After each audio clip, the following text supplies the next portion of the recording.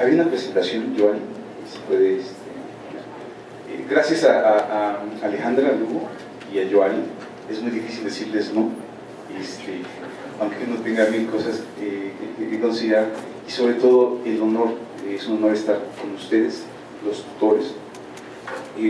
Cuando preparaba el trabajo, cada vez es diferente, y primeramente es el ejercicio que hemos recorrido algunas veces, que se llama imaginación creativa, algo que propone Martha Nussbaum, para poder entender incluso el papel del educador y del otro, del que sufre, del que goza, del que tiene problemas. Entonces, le llamé a esto brevemente, el tiempo nos apremia, 11:40 arranca, entonces 12 termina. Juventud, ciudadanía y no violencia, le llamé. Son 3 sustantivos, y el primero, ahí está. ¿Qué puedo decirles y qué podemos decirles a todos ustedes que representan al país? ¿Qué hice? El ejercicio. Revisemos brevemente las notas más recientes, y me fui una a una, ¿sí? De qué está ocurriendo, qué enfrentan ustedes, qué ve un tutor con sus ojos, qué siente, qué palpa con las manos, qué siente cuando se aproxima a los que tutorea, qué siente cuando habla, qué siente cuando ve desesperanza, qué siente cuando ve esperanza en sus alumnos. Hago un recuento breve, y lamento que no se vean mucho, pero son solamente encabezados del periódico, los voy a enumerar brevemente. Solamente el ejercicio, de 7 de abril hacia atrás, en todos los días encontré algo que tiene que ver con lo que les voy a decir. Leo: miles de alumnos cursan su enseñanza básica en condiciones de hacinamiento. En Valle de Chalco o Texcoco, contar con aulas dignas es un sueño. 7 de abril 2013. Siguiente: aumentaron casi 400% los casos de suicidio en México. Alrededor de 42% de las muertes entre jóvenes de 15 a 24 años de edad nos concierne. 3 de abril. Siguiente: prioridad: abatir el consumo del alcohol en adolescentes. La Secretaría de la SSA: creció su ingesta en alumnos de primaria y secundaria. 2 de abril. Siguiente: el narco, quinta fuente nacional de empleo. Diputados, es decir, emplea 3 veces más personal que Pemex, según la nota. ¿Y a quién emplea?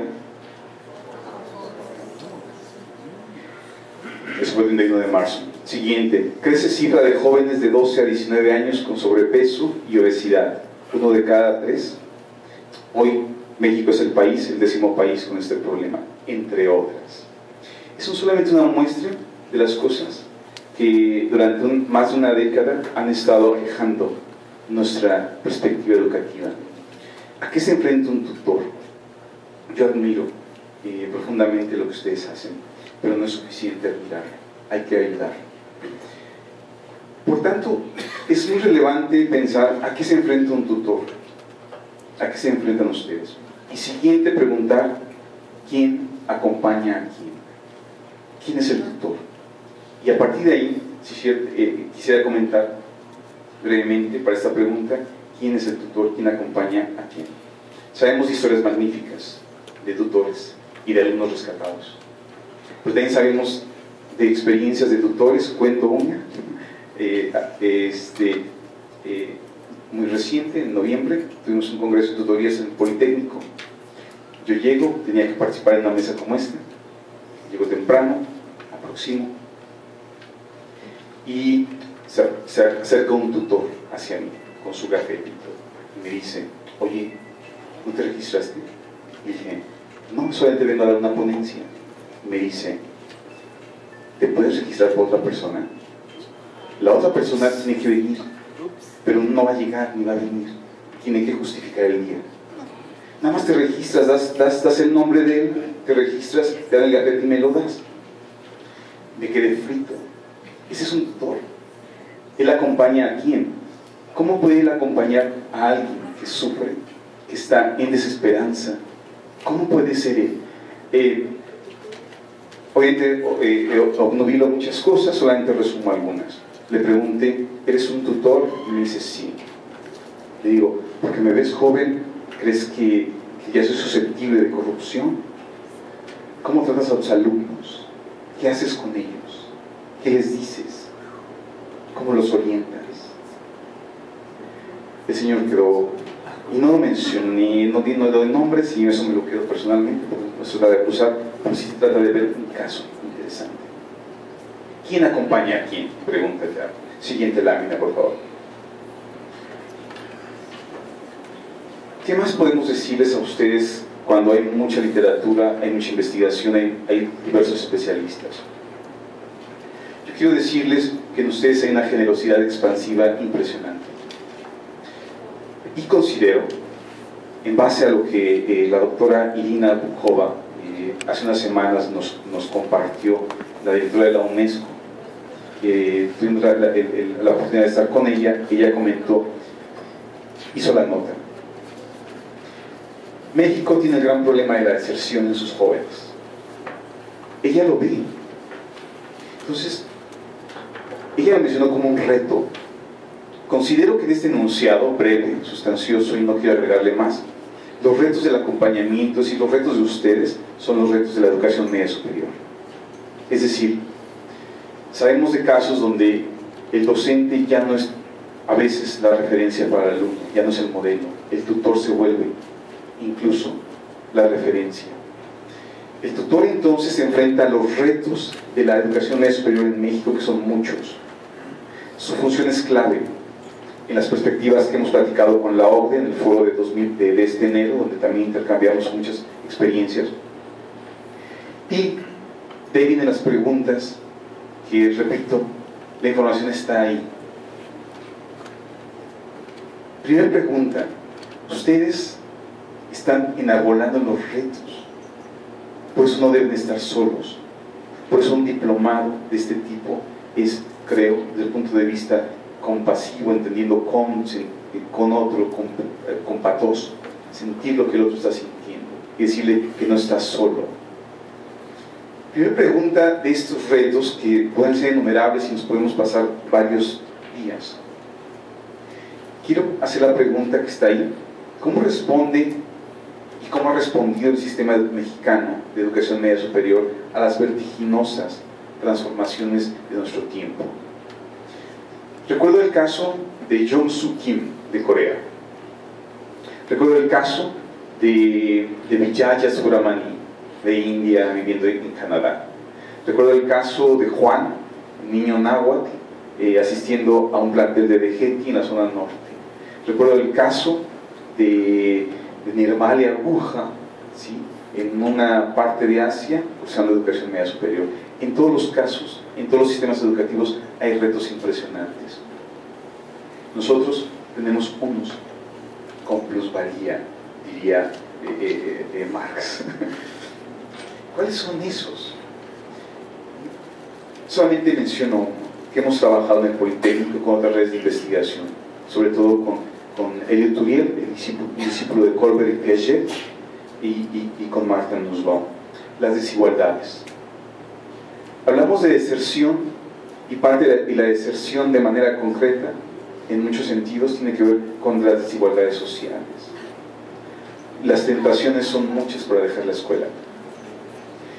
Las desigualdades son, en muchos sentidos, ya retos compartidos.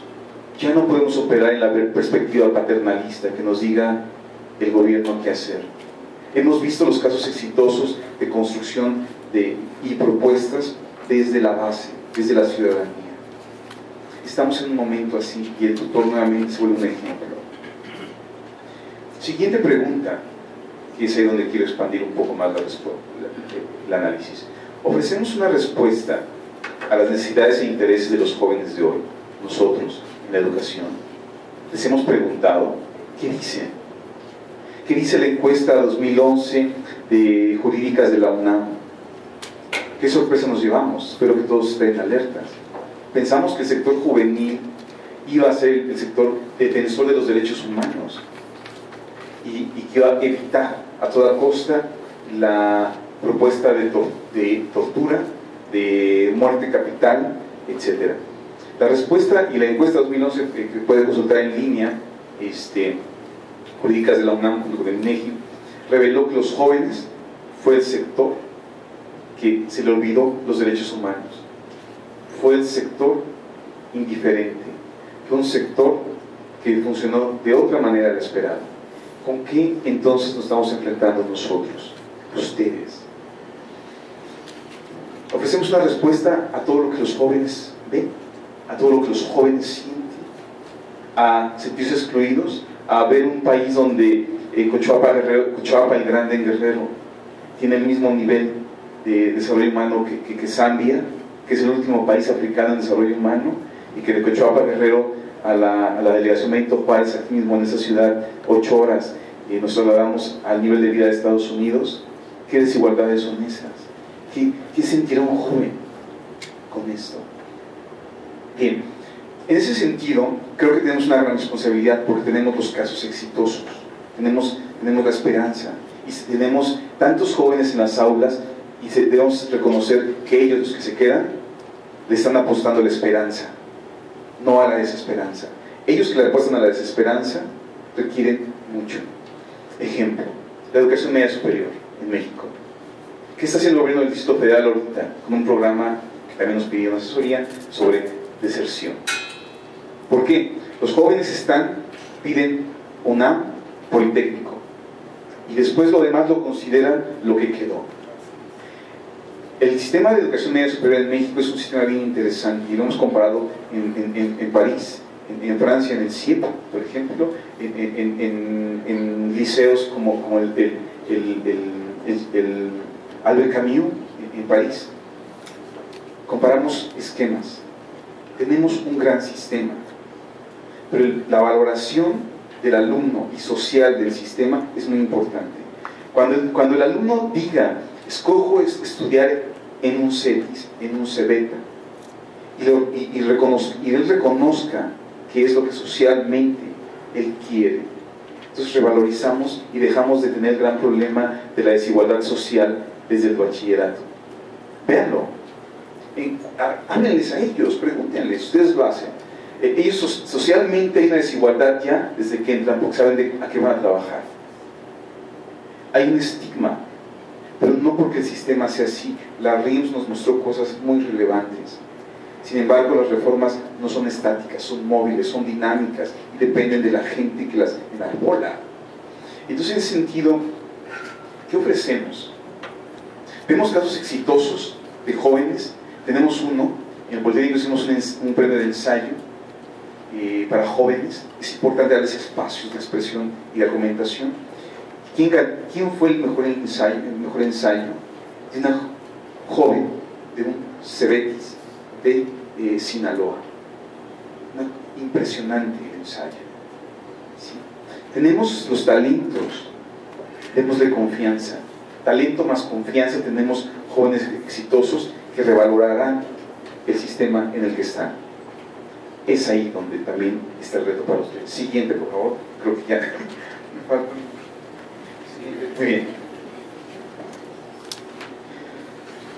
Posibilidad y esperanza. El acompañamiento, el sistema de tutorías no funciona solo, sabemos. Los directivos, los cuadros directivos son y serán esenciales para consolidar el acompañamiento. Nos lo reveló el informe McKinsey 2007, Barber y Murshid. Mostraron cómo el director, el líder educativo, el gestor educativo, ese líder académico es central en cualquier tipo de acompañamiento. El director de una escuela debe volverse tutor de los tutores de la escuela. ¿Sí? Es ahí donde el apoyo, cuando él hace eso, entiende lo que sufre un tutor, entiende a lo que se enfrenta un tutor en la diversidad social que tenemos. Si no lo hace, no sabe lo que se sufre abajo. Siguiente, los tutores y el acompañamiento tendrán un lugar central dentro de la perspectiva de cobertura de la EMS al 2020. Escúchenlo. Se firmó un acuerdo, sabemos que en nuestro país la obligatoriedad tiene retos grandísimos, incluso de presupuesto. El análisis está ahí. Pero De nada sirve la obligatoriedad si las escuelas están sin alumnos. Por tanto, los sistemas de acompañamiento, los programas de acompañamiento, ustedes son claves en un proyecto que el gobierno mexicano ya acordó. 2020 veremos. Muchas cosas no se ven inmediatas, llevan tiempo. Casi como plegaria, que el acompañamiento logre que el alumno asista, permanezca y egrese con las herramientas necesarias. Qué labor tan impresionante la de ustedes. Es casi como la de Prometeo, conquistar. Siguiente lámina, por favor. A modo de propuesta. Como ya no me da tiempo de completar esta parte, los invito, si alguien deja sus correos, enviar los ejemplares del Journal de Investigación Educativa que nosotros editamos en Politécnico y de algunos comerciales más sobre información específica que está ocurriendo en este momento. Dos ejes que propongo, según la experiencia internacional en otros países y en México, para el acompañamiento. Uno de ellos es el fomento y la construcción de ciudadanía. Ganamos mucho cuando se construye ciudadanía en jóvenes, porque ellos serán los que estarán resguardando lo que ahora está en riesgo. Y no violencia. Ambas están enlazadas, son indisolubles, son como decía Gandhi, como las caras de una misma moneda, una moneda lisa por los dos lados. ¿Cuál es el anverso y cuál es el reverso? Si logramos una, impactamos otra. ¿Sí? La no violencia es una respuesta a lo que está ocurriendo. Tenemos que generar respuestas. La no violencia conceptual y práctica a la que me refiero es la ahimsa de Gandhi, y que no es lejanía, no es esoterismo, es algo que conquistó una independencia frente al British Raj en su momento y que hoy sigue vigente. Esta primera ciudadanía tiene como punto de partida la percepción que los jóvenes tienen de sí mismos, cómo se autoperciben. Ahí, si logramos ingresar ahí, vemos mucho de lo que está ocurriendo.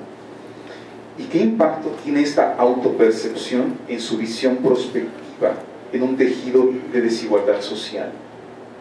Si logramos ver este entramado, tenemos algo ganado. Estamos entendiendo cómo ellos están viendo el futuro y, sobre todo, cómo y qué sueños podemos todavía rescatar. ¿Qué es un joven sin sueños y esperanza? ¿Qué somos nosotros que estamos ocupando un lugar en las instituciones de educación sin fomentar esos sueños y esa esperanza? La segunda, es decir, la no violencia, es una propuesta de un aspecto en la formación de jóvenes y su fundamento como parte de la construcción de ciudadanía. Hay una referencia abajo que es muy larga sobre Rabindranath Tagore. Él adelantó mucho esto hace un siglo, y de hecho, siguiente lámina para poder cerrar, sé que me quedan 2 minutos. Sí, Tagore, brevemente, Rabindranath Tagore, el poeta, sí, el premio Nobel de literatura. Este año celebramos 100 años de que el primer no occidental recibe un premio de literatura. ¿Sí? Deja la escuela a los 14 años, la deja. Él fue un desertor de la escuela. ¿Sí? Se aburría enormemente. A los 40 fundó una escuela, un modelo tan fascinante que Montessori fue a verlo, Einstein quería saber de él, Russell quería saber de él. ¿Sí? ¿Y qué era? Simple y sencillamente no reproducir la escuela que él aborreció, la escuela que él odió, la escuela que le dio náuseas. Simple y sencillamente no hacer que los jóvenes sufrieran lo que él sufrió. Eso significaba ponerse en los pies del otro, del joven. El éxito de la escuela de Tagore, veo a Tagore y pienso en un tutor en México. Véanlo.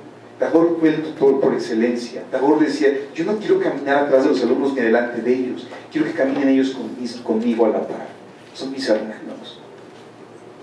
Tagore es un ejemplo de cómo sensibilizar a los jóvenes en situaciones radicales. El arte el arte, la percepción estética, la construcción de valores es central, y sobre todo la pasión y la sensación de estar haciendo lo que a uno le gusta. Nuestros jóvenes son felices en ese sentido. Y por último, concluyo entonces, 12 en punto. Ahimsa queda ahí. Hay una forma les enviamos la invitación, presentamos un libro sobre eso en el Politécnico el 24 de abril, perdón por el comercial, ya me adelanté. Y solamente quiero decir que de manera muy sincera los respeto mucho, y si en algo lejanamente podemos colaborar, en algo de lo que ustedes necesiten como tutores, podemos apoyar, por favor cuenten con nosotros, pasen nuestro correo, y en verdad qué admiración por ustedes. Gracias.